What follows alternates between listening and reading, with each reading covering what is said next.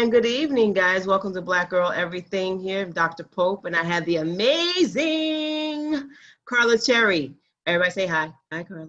Hello. All right, wonderful. So, Carla, tell me about yourself. Okay, born and raised in the Bronx. Went to public school in the Bronx, PS 160, IS 180. Went to Bronx High School of Science. Went to Spelman College. Went to graduate school at NYU, Lehman College. I've been teaching for 24 years. And I started writing poetry when I was about 7 years old, but I didn't start publishing my poetry until I was about 30. I was in my early 30s. And so I've been doing that ever since. Oh, wow. So why did you start writing poetry when you were 7? What intrigued you about poetry?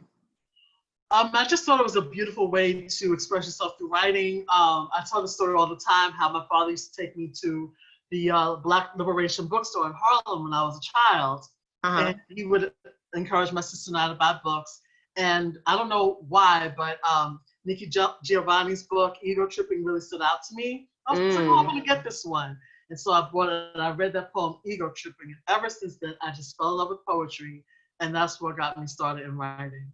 So at 7, you read that book? So actually, I was probably 8 years old, 7 or 8. Still, 7 or 8. That's a real classic for a 7 or 8-year-old. Very challenging. I was a bit of a precocious reader. Okay. And I was really into reading Black literature, especially since I didn't really get that in school. And so I spent a lot of time reading it on my own at home. Okay, wonderful. So you grew up in the Bronx your whole life? I did, born and raised. All right, do you still reside there now? I do. Oh, wow, you never left the community? Yeah, I went to college in Atlanta, and Atlanta was great, but it wasn't home. I wanted to be close to my family, so I came back, and I don't regret it. No, I understand. Same move here. I went to school in Philly, then I moved to Jersey, but I'm back in Mount Vernon where I grew up. Back in my own community. Yeah. Same story. I just wanted to be back home, closer to family, and just actually get back to my actual community where I grew up at. You know, absolutely. Help revive it just a little bit. Definitely stuff. So, how many books have you written so far? I've written 4 books of poetry, and I have a 5th that's currently in pre-production. Ooh, lucky number 5. Yeah, I'm hoping so. I don't think I'm going to be able to quit my day job or anything, but I'm very excited about it. Yeah, so I actually had the pleasure of reading this one here, $30 in a bowl of soup. And there was some really amazing pieces in here and some shockers. Okay. Throughout the book. I found that one of my favorite pieces in here, to have it here, is my grandmother's wisdom. Oh, okay. Okay. And for me, it's like my wife and I have that debate about releasing ourselves at night all the time. So I'm not going to give people too much about it because I want people to go actually read the book. But there's a lot of great pieces in there. And I found for me that I was able to relate to a lot of the things. Because I'm a visual. As I'm reading, I like to see the story and see what's going on, even with poetry. And I was looking deep into it to see how it really worked with my own life and experiences that I had. And I felt throughout the book, there was so many different experiences that I really was able to touch with. That was very cool. Well, thank you. And that's why I write. I want to be able to relate to people. I want them to be able to read my poems and find something that they can connect to. And even if they don't experience the same things that I experienced them, just being able to kind of see where I'm coming from. And if you got that, then I accomplished my goal. Yeah, definitely. I think it's definitely cool for the most part. So your next book number 5, is the poetry is going to be about different things, like kind of like how this book was, or are you kind of hitting more of a particular tone for the reader? Well, this next book is called Stardust and Skin. It's a very personal book. It's about a journey that I took with some women last year. We were part of this project called More Than Just that the poet Peggy Robles Alvarado created. And the whole purpose of the project was for us to gather together and engage in healing exercises, take one thing about ourselves that we wanted to work on. And that was the purpose of the journey. And so we were supposed to do a piece of writing about that that journey in order to do an exhibit. And so the one poem I started with turned into about 18 poems. 18. So I was, yeah, Wow. so I was like, you know what, I might as well do another book. So that's where the book came from. Okay, wonderful, wonderful. So how many pieces do you think you're going to have in this particular book? If I remember correctly, there are about 20 poems in it. Okay. So it's a shorter book, but they're all about this journey that I took with these women, and I'm really excited about it. Oh, I'm excited to read it. I can't wait for it to come out. So if somebody really wanted to find your books, where can they find them at? They can find them through barnesandnoble.com. They can Okay. also get them from Amazon.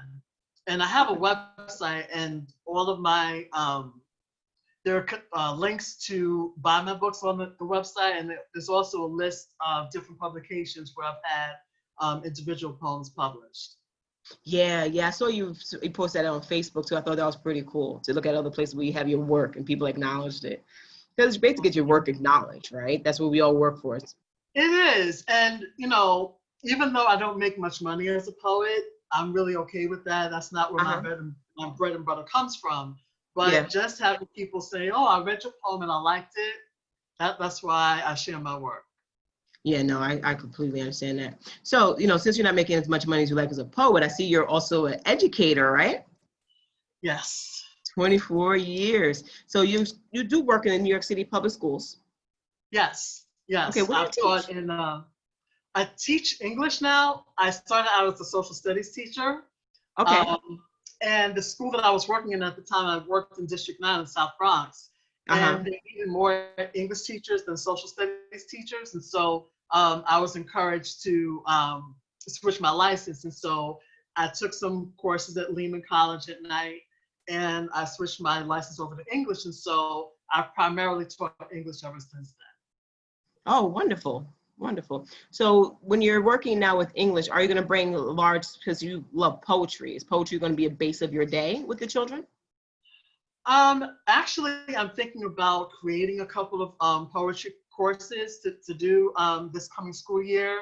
Okay. I really want to kind of immerse my students in the African American and Latino poetic tradition, because students don't get to study writers of color as often as they do the so-called canon. And so I really would like to immerse our students in the poetry that everyone from Phyllis Wheatley to Nikki Giovanni and Sonia Sanchez, just really let them see that kind of literature.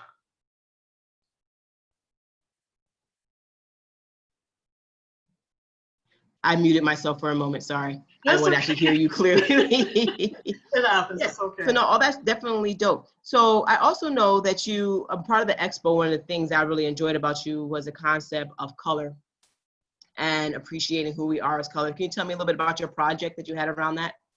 Okay. So one of the poems that I wrote for my first book is called Still, and it's about colorism.